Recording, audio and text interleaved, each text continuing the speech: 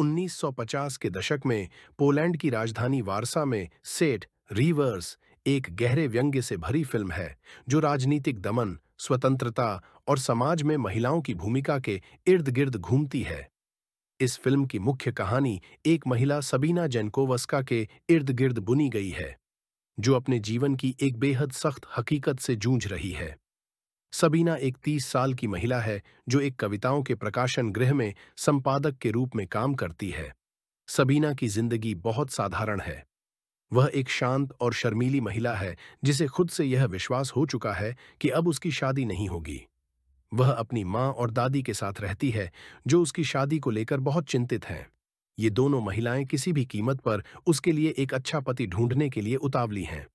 सबीना का जीवन बेहद नीरस और एक ही ढर्रे पर चल रहा है। वह अपने ऑफिस का काम करती है, घर लौटकर अपनी माँ और दादी के साथ शाम बिताती है। लेकिन उसकी माँ और दादी का एक ही एजेंडा है, सबीना की शादी। इस दबाव के बीच सबीना के जीवन में अचानक एक मोड़ आता है। एक दिन सबीना की मुलाकात ब्रोनिस्लाव नाम के एक शख्स से होती है। ब्रोनिस्लाव एक आकर्षक, रहस्यमय और प्रभावशाली व्यक्ति है। वह सबीना के जीवन में एक नई उम्मीद की किरण बनकर आता है। उसकी नज़र में वह वो व्यक्ति है जिसकी तलाश उसकी माँ और दादी काफी समय से कर रही थीं। उसकी चार्म और स्वभाव सबको पसंद आता है। यहाँ तक कि सबीना की माँ और दादी, जो शुरू में उस पर शक कर रही थीं, भी उसके व्यक्तित्व से प्रभावित हो जाती हैं। लेकिन जैसे जैसे कहानी आगे बढ़ती है, ब्रोनिस्लाव की असली पहचान सामने आती है। असल में वह पोलिश कम्युनिस्ट शासन के गुप्त पुलिस का एजेंट है। वह सबीना से सिर्फ प्यार के लिए नहीं, बल्कि उसकी कार्यस्थली, प्रकाशन गृह पर नजर रखने के मकसद से जुड़ा हुआ है। उसका मुख्य उद्देश्य यह पता लगाना है कि प्रकाशन गृह से कोई भी साम्यवादी शासन के खिलाफ कुछ प्रकाशित तो नहीं कर रहा। यह खुलासा होते ही सबीना और उसका परिवार खतरे में आ जाते हैं। ब्रोनिस्लाव धीरे धीरे अपने खतरनाक इरादों को उजागर करता है। अब सबीना, उसकी माँ और दादी इस स्थिति से निपटने का तरीका ढूंढने लगते हैं। उनका मुख्य उद्देश्य ब्रोनिस्लाव से छुटकारा पाना होता है, क्योंकि अब वह उनके लिए एक बड़ी चुनौती बन गया है।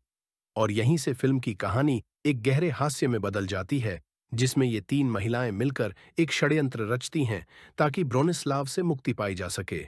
कहानी का क्लाइमैक्स बेहद रोचक और तनावपूर्ण है। तीनों महिलाएं ब्रोनिस्लाव को मारने की योजना बनाती हैं और उस योजना को अंजाम देने में कामयाब हो जाती हैं। फिल्म इस मोड़ पर गहरे व्यंग्य और हास्य के बीच संतुलन बनाते हुए सस्पेंस से भरपूर बन जाती है। अब उनका असली संघर्ष है ब्रोनिस्लाव की लाश से छुटकारा पाना, ताकि गुप्त पुलिस को उनके इस अपराध का पता न चले।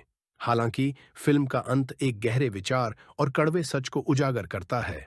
वे महिलाएं ब्रोनिस्लाव को मारने में सफल तो हो जाती हैं, लेकिन इसका असर उनके मानसिक और भावनात्मक जीवन पर पड़ता है।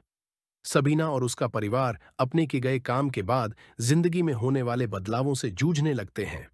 रिवर्स एक फिल्म है जो कई महत्वपूर्ण मुद्दों और थीम्स पर प्रकाश डालती है। राजनीतिक दमन फिल्म 50 के दशक के कम्युनिस्ट पोलैंड की कड़ी और दमनकारी शासन प्रणाली को दिखाती है। कैसे लोगों का जीवन पूरी तरह से राज्य के नियंत्रण में था और लोग हर वक्त नजरबंदी और छानबीन के डर में जी रहे थे। फिल्म में यह भी दिखाया गया है कि कैसे समाज में महिलाओं की भूमिका को कम करके आंका जाता है और उनके जीवन के हर पहलू पर पुरुष हावी होते हैं। लेकिन सबीना, उसकी माँ और दादी अपने असाधारण तरीके से उस सत्ता और ताकत से लड़ने का फैसला करती हैं। यह फिल्म हमें यह सवाल पूछने पर मजबूर करती है कि सही और गलत के मापदंड क्या हैं, खासकर ऐसे समाज में जहां हर इंसान जीवित रहने के लिए नैतिकता की परवाह किए बिना संघर्ष कर रहा हो।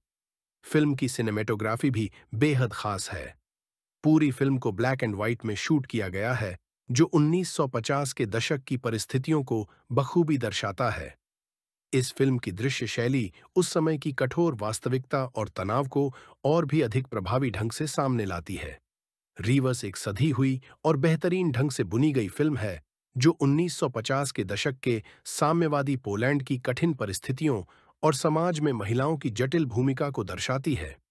यह फिल्म एक गहरे राजनीतिक व्यंग्य के साथ साथ एक दिलचस्प और रहस्यमयी कहानी पेश करती है, जो दर्शकों को अंत तक बांधे रखती है। इसका संतुलित लेखन, शानदार अभिनय और अद्वितीय दृश्य शैली इस फिल्म को पोलिश सिनेमा का एक उल्लेखनीय उदाहरण बनाते हैं।